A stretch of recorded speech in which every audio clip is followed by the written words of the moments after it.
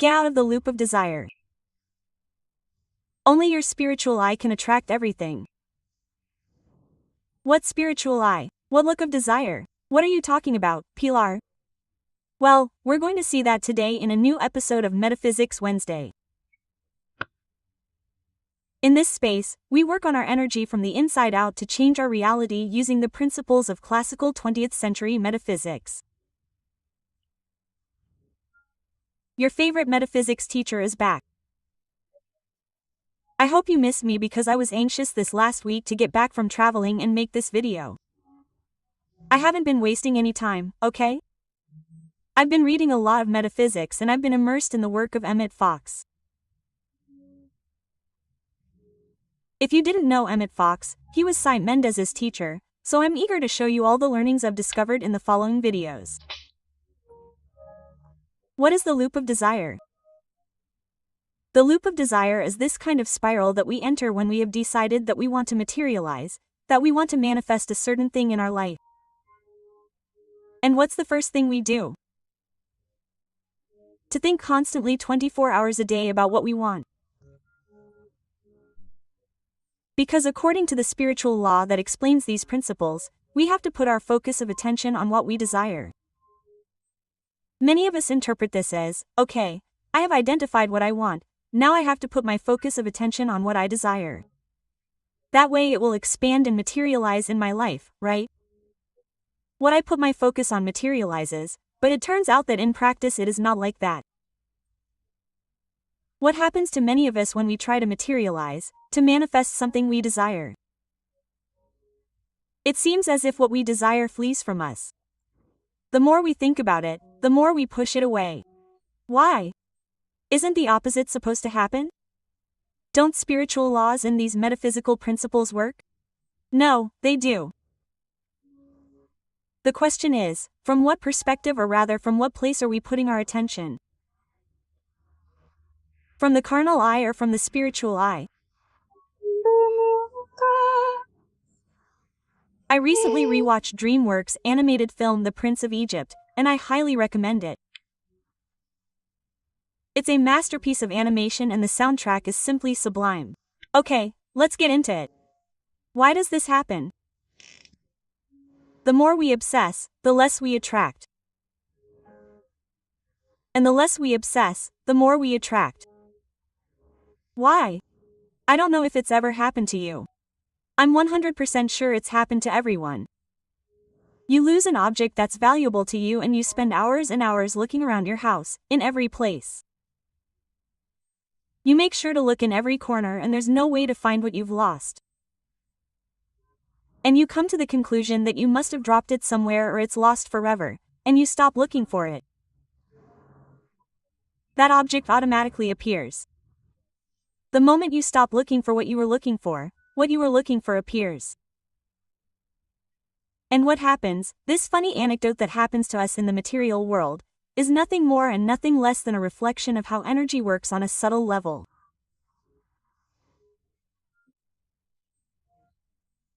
Every time we obsess over materializing a desired reality, we enter this loop of desire, and it's as if we started looking in that room for that lost object and we couldn't find it. Why can't we find it? In other words, why don't we materialize what we desire when we look for it? Because we are lacking.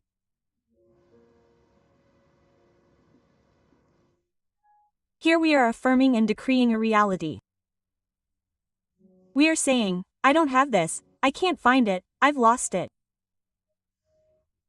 It's somewhere, but I don't know where it is, nor do I know when it will appear. Quote. The same thing happens with our desires. When we obsess over it and start thinking about what we desire 24 hours a day, we are subconsciously decreeing that we don't have it. And the moment we surrender and let go of that search, we abandon the search, it materializes. In other words, the less obsession, the more attraction. Why? Because here we are vibrating at a completely different frequency. Here we are vibrating in acceptance.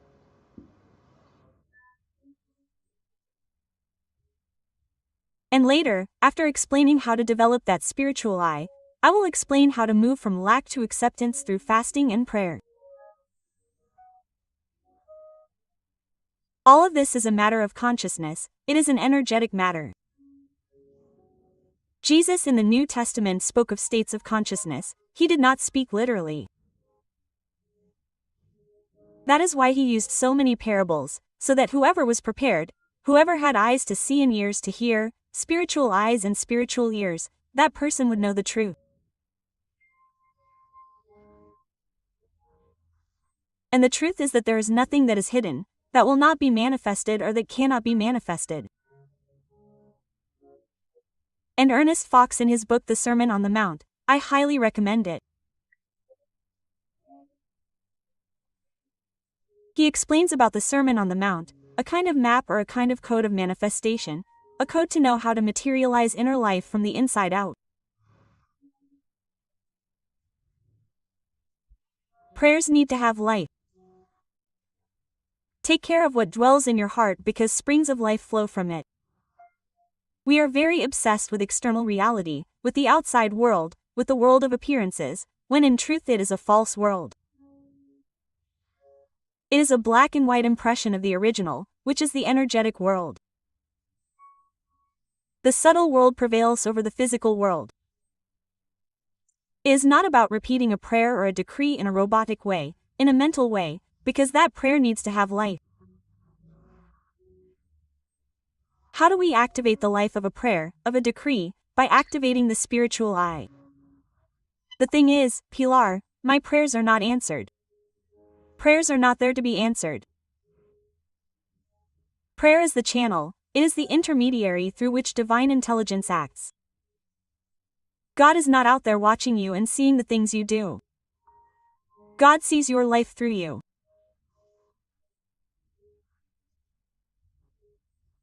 When you activate your spiritual eye, you are allowing God to see through you, for God to work through your vision, for God to perform His miracles in ingenious and mysterious ways, as only God knows how. In the Sermon on the Mount we read, "The lamp of the body is the eye." For if your eye is healthy, your whole body will be full of light. But if your eye is sick, your whole body will be full of darkness. Quote, what does this mean? The eye symbolizes spiritual perception. It is what you focus on, but it refers to the spiritual eye, it does not refer to the carnal eye, it does not refer to these two physical eyes with which you see the external world, the world of appearances. The carnal eye is the eye that sees from the outside in. Just as I see my external reality, that is how I choose to feel on the inside. As I see that my relationships are not working, that I do not have abundance, that I live in need, that things are not going my way, then on the inside I feel lacking, I feel unloved, I feel like a failure. On the other hand, the spiritual eye is the eye that sees from the inside out. It is the eye that does not allow itself to be deceived by the world of appearances. It is the eye that decides within itself to develop a state of consciousness that is abundant, prosperous, loving, harmonious, and therefore everything you see on the outside, regardless of how things appear to be, is a reflection of that internal state.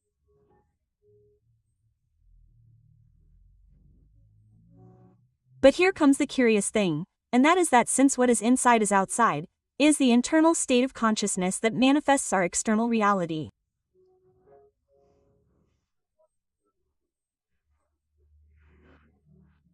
When we enter the loop of desire, when we are acting from our carnal eye, when we let external circumstances determine our internal state, that is where obsession is born.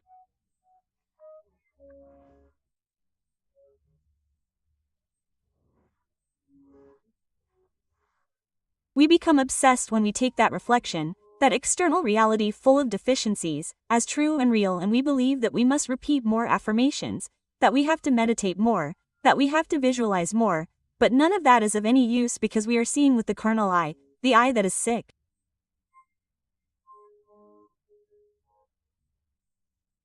And since our eye is sick, our entire body is dark. What is illness on a spiritual level?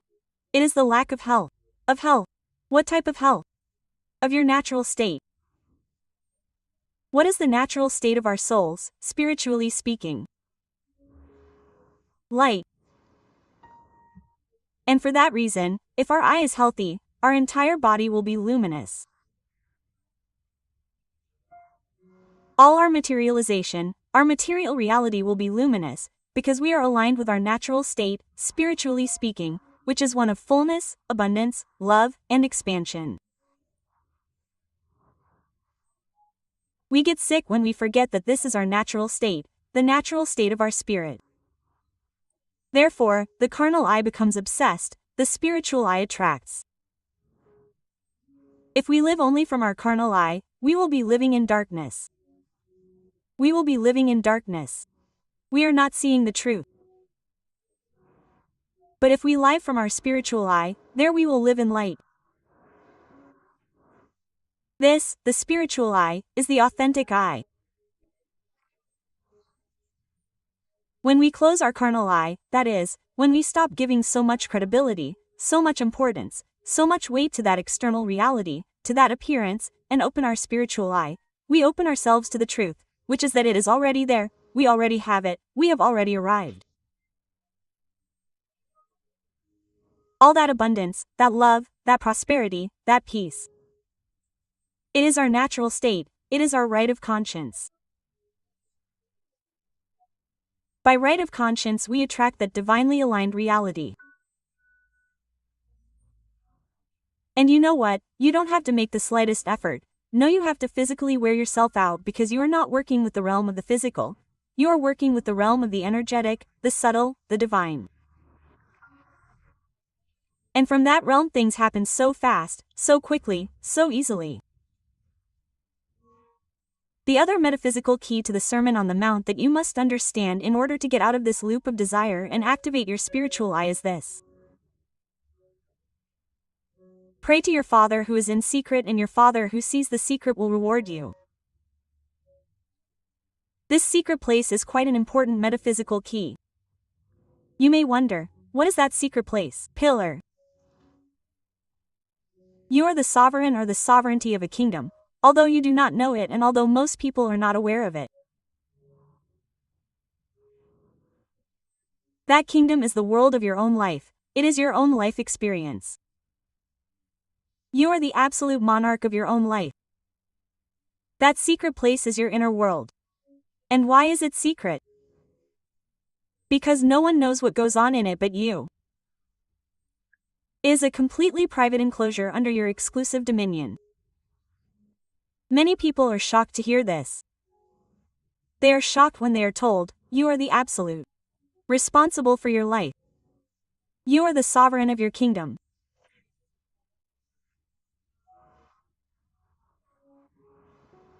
You are the sovereign of your thoughts, your emotions, your imagination, your words, and so on and so forth.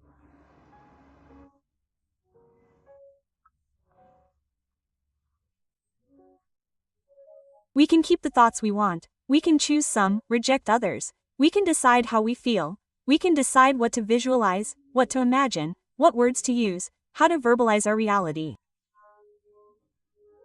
The question is, how is your kingdom right now? Is it a kingdom of peace, prosperity, love, or is it a kingdom of lack, frustration, unhappiness? How are you managing your secret place, your kingdom? Are you being a good sovereign? Are you being a good sovereign?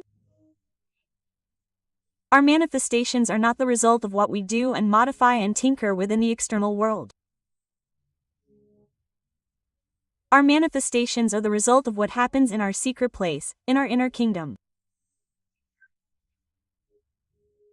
That's why Jesus tells you, pray to your Father in secret, and your Father who sees what is secret will reward you.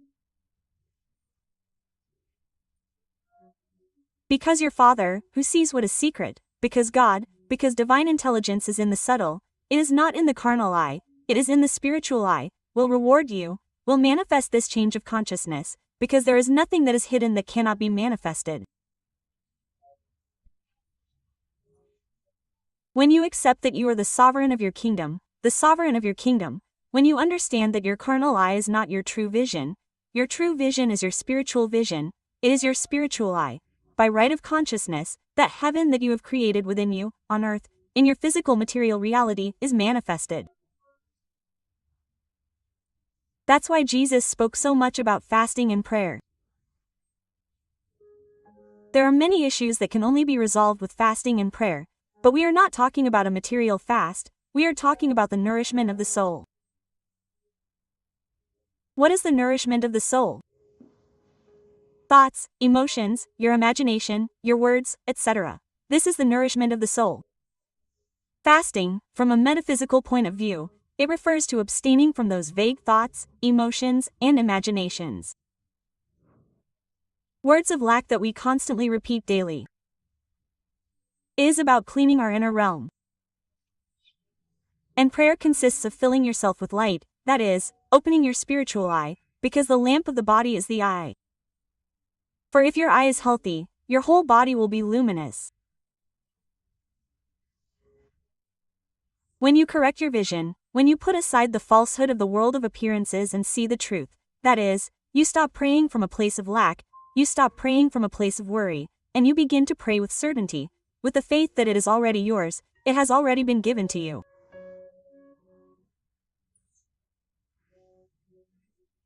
When you combine these two factors, this metaphysical fasting and prayer, you accept the truth. You accept that reality, you stop obsessing, and that is when attraction is activated. Please, please, I beg you, be still, still, still, still. Don't do anything. Stop despairing. Stop trying to do 1,000 things. To solve a financial problem, a love situation. Be still, fast and pray, and I can assure you that this will change everything. Well, I hope you loved this class, that you enjoyed it, that you learned a lot. I hope I was able to shed a little more light on your process and on your path. Thank you very much for giving me this opportunity to be with you one more day, one more class, one more Wednesday. Remember that I love you very much. If you have any questions, leave them in the comments and I'll see you next Wednesday. Bye.